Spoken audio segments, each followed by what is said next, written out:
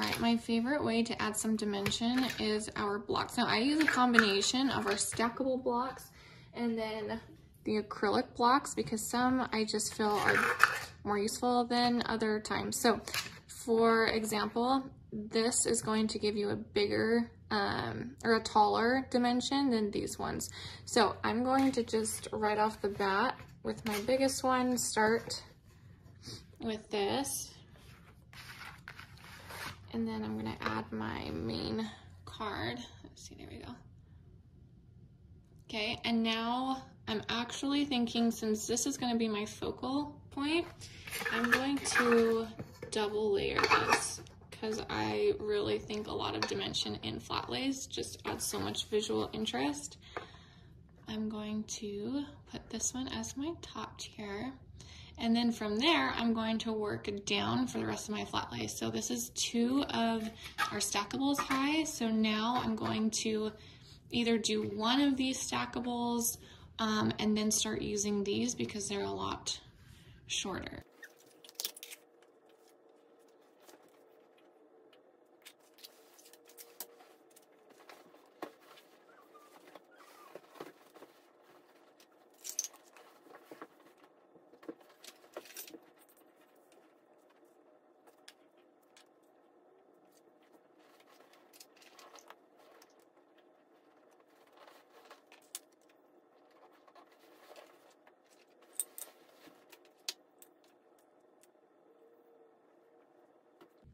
My favorite little tip real quick with the ribbon, instead of, okay, so for example, this card just came with the card.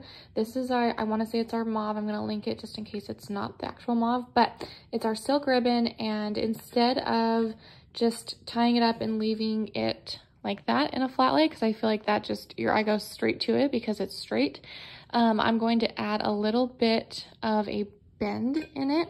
And my favorite way to do this, and I'm going to put my phone down so you guys can see, but it's going to go back and forth, back and forth.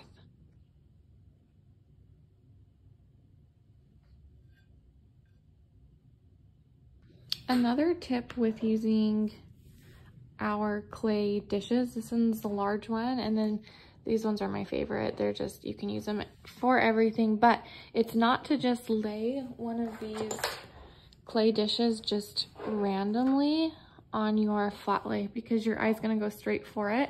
What you want to do with circular objects is you want to cut it off. So instead of me just putting this here, I'm going to hide it slightly and it's going to be cut off, and then I'm going to add that the flowers just so I'm just seeing a little bit of it. Same thing with this circular one. I slid it in to just kind of hide the complete shape because I don't want our eye to go straight for the circle, the complete circle, because it would.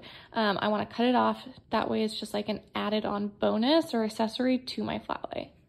My next tip would be to place your accessories purposefully. Don't just throw them on there because you think you have to accessorize. I'm actually only going to put a few like styling details on here because I feel like the paper just does the talking, and then fresh blooms to go along with this floral theme. So the only 2, I guess 3, because we have the ribbon, accessories, I'm going to add these little butterflies that I got at Hobby Lobby. And what I want to do is not just throw them on there. Again, we want to hide this somehow. So instead of putting like flowers on here, I'm going to put one of the butterflies on here to get rid of the full circle. And then I had one more, and it just, I like to do things in pairs of 2s or 3s. So instead of just throwing on this second little butterfly, I'm going to follow that S curve that we learned about a few weeks ago. So I'm going to start up here. I'm going to follow my S down, and that's where I'm going to place it.